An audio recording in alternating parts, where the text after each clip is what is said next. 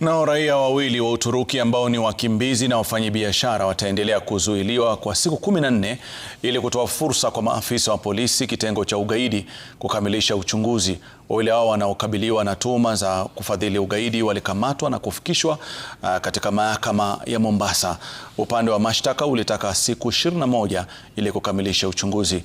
Mawakili na washukiwa wamelalamikia kuzuiliwa kwa wawili hao, wakidai hakuna ushahidi uliopatikana kabla ya kukamatwa kwao, wakidai kesi hiyo ilibadilishwa kwa madai ya shambulio la ajali hadi ugaidi.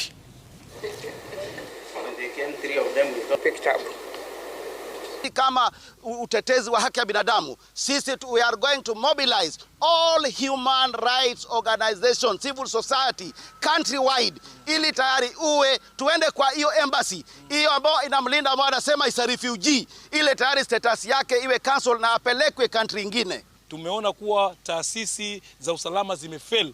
Huyu mtu haraka iwezekanavyo makao yake ni jela, atakana afikishwe kizimbani haraka iwezekanavyo. Mtu huyu atakana pia akimaliza kifungo aregeshwe kwao Turki.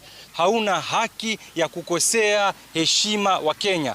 Kenya is a sovereign state, na sisi hatuko chini ya milki ya nchi yoyote ya kizungu ama ya Kiarabu. Tunataka nidhamu, tunataka heshima.